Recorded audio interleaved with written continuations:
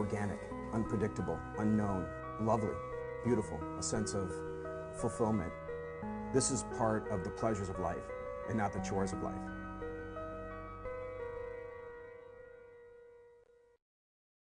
Tonight on Daily Iowan TV, we're dancing right into the show with a behind-the-scenes view of the annual Dance Gala. And see what breast cancer survivor Holly Jacobs has to say on how to comfort friends with cancer. And in sports, we have everything black and gold. From Kirk Ferentz's weekly press conference. Daily Iowan TV starts now.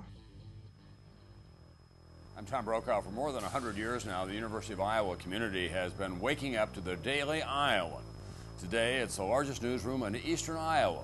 And now you can see the news every night on Daily Iowan TV and get it anytime worldwide at dailyiowan.com.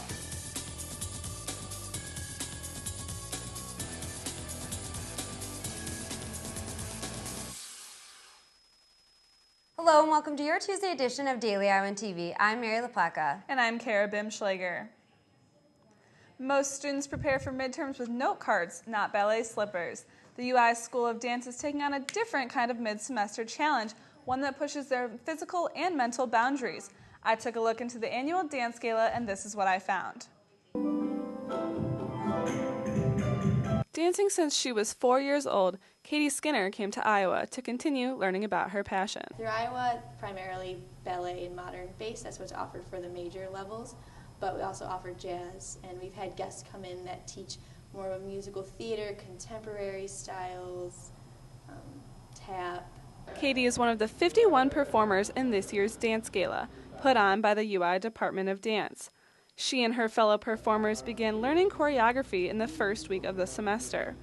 Routines for the show are typically 9 to 18 minutes long. Katie will be performing in the modern dance routine in this year's show, and she may be dancing to a crowd of familiar faces. People that come back to see the show, since it is Iowa Dance Department's biggest show, and those people are off in the dance world doing other things, and they usually come back and support. And while being on stage and performing in front of roughly 200 people can be intimidating for some, Katie thinks it's completely normal. I feel like if I wasn't nervous, then I should be questioning myself. The Dance Gala tradition began in 1981, allowing students the opportunity to use lighting, makeup, and costumes as part of a show produced on a professional level. And when showtime comes, the curtain draws, and it's time for the dancers to show everyone what they've been working so hard all semester for. This is Kara Bimschlager, Daily Iowan TV. The Dance Gala will continue performances this weekend.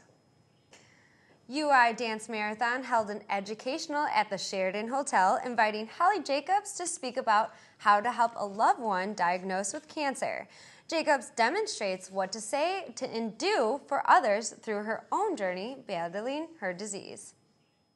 October is the month for breast cancer awareness, and I'm here decked out in my pink at the Sheridan Hotel where UI students gathered to listen to a first-hand account of Holly Jacobs, a breast cancer survivor. Here's her story. In 2010, Holly Jacobs, a nurse and social worker from Santa Barbara, California, received life-changing news from her doctor. You have 4 tumors in your right breast and 3 in your left. I want to do a biopsy this afternoon for what I highly suspect to be breast cancer. With Jacobs' work background, she was now moving from the side of the hospital bed to in the bed. But Jacobs was open about her diagnosis to her friends and family and found a way to communicate with everyone through her blog, The Silver Pen. But what started as a small platform evolved into thousands of women reading daily and her own book called The Silver Lining. Silver linings didn't take away the rain or often downpours during my treatment. But what they did do is they provided me with an umbrella to get through. Through her journey, Jacobs has found a way to discuss the hard process to others with a lighthearted and humorous way.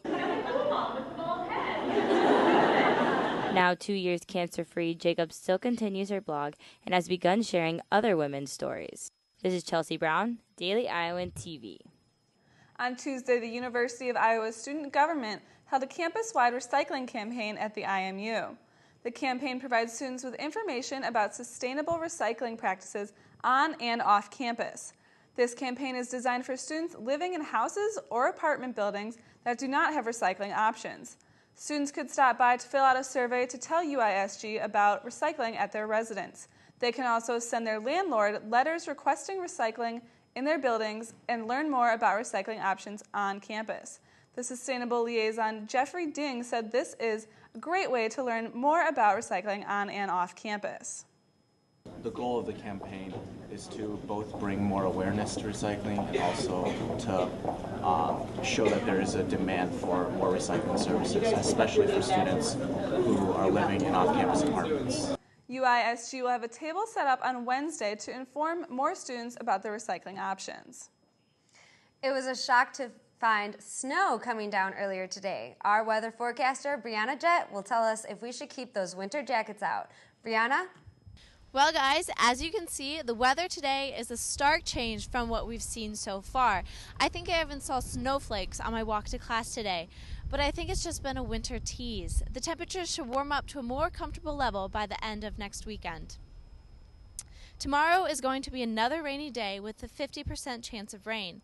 The high temperature in the morning will sit in the lower 30s. By the mid-afternoon, that temp should increase to about the mid-40s. By the time the sun sets, expect those temperatures to drop back down into the 30s. The rest of your week, though, should be steadily warming up. Thursday will be cloudy with a chance of rain, and the high temperature will be in the 40s. Friday's temperatures will approach 50 degrees, and the sun should come out for most of the day. Saturday and Sunday's high temperature will sit in the mid-50s, but prepare for rain.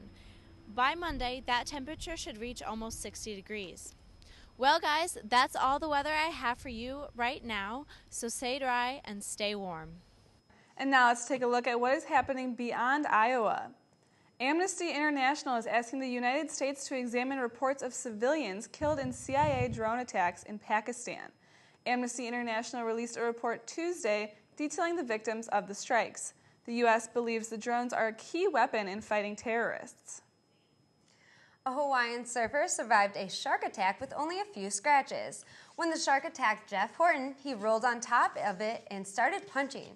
After 8 punches and a hit to the eye, the shark swam away.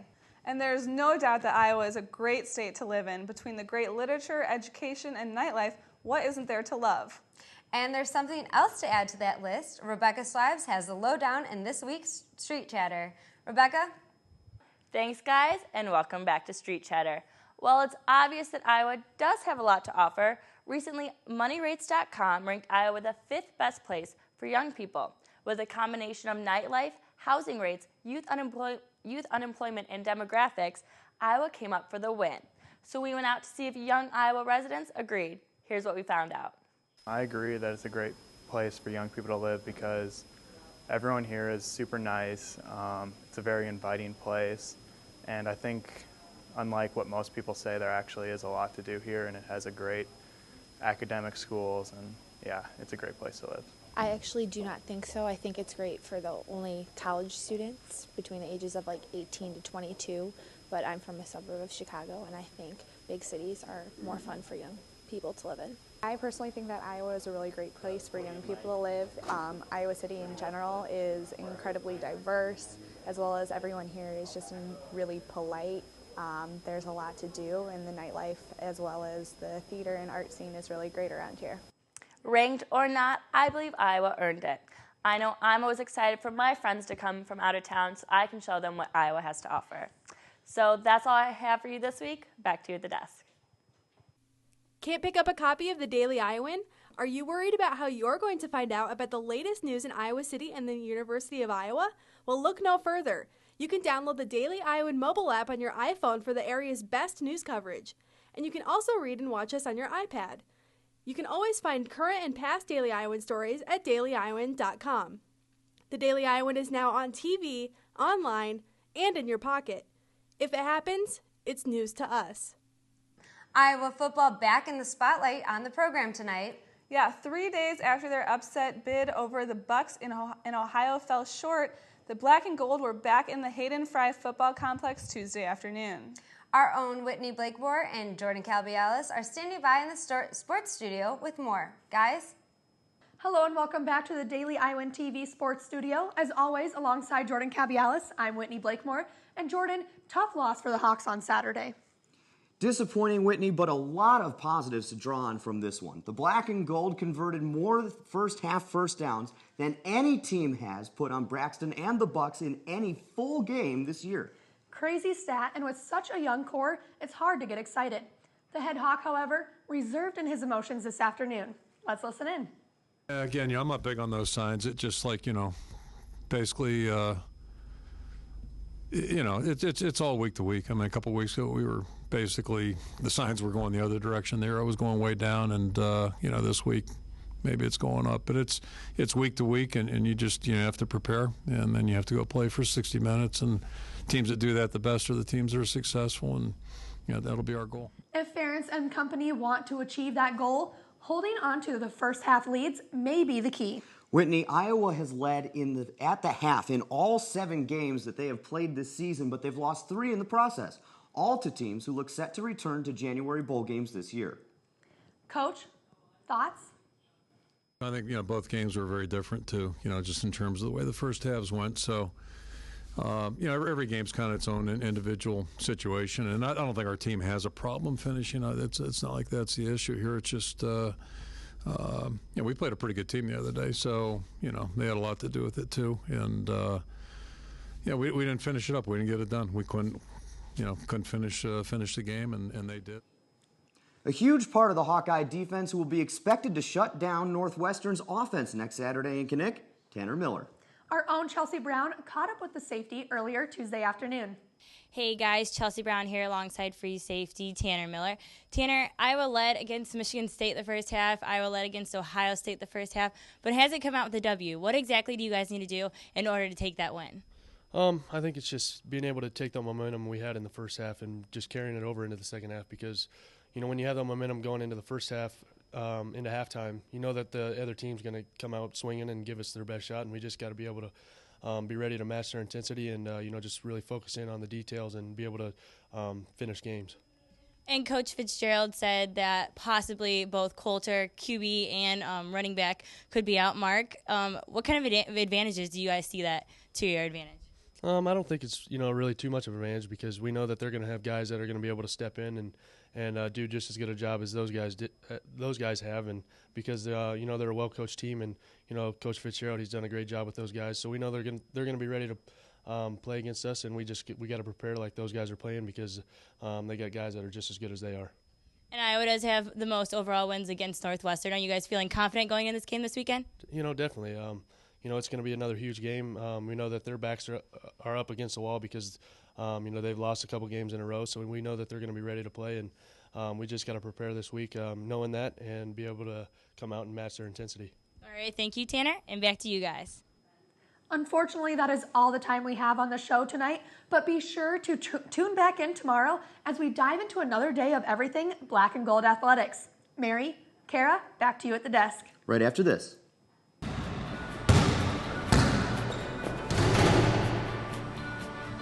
We're bigger, we're deeper, and we're more experienced than we've ever been. But here's White, ducks it through. Evans gets the step on the drive, score it, and a foul. Now he throws it down. Barber with the play made to Aaron White.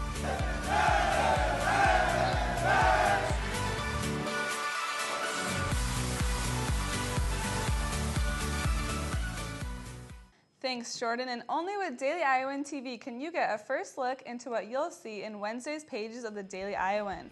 Read about how one expert is advising the Iowa Regents to not tie university funding to graduation rates. Also, read about Catherine Champion following her mother's lead and running for the Iowa City Council. Well, that's tonight's edition of Daily Iowan TV. Be sure to watch us tomorrow or anytime online at dailyiowan.com. Thanks for watching and have a great night.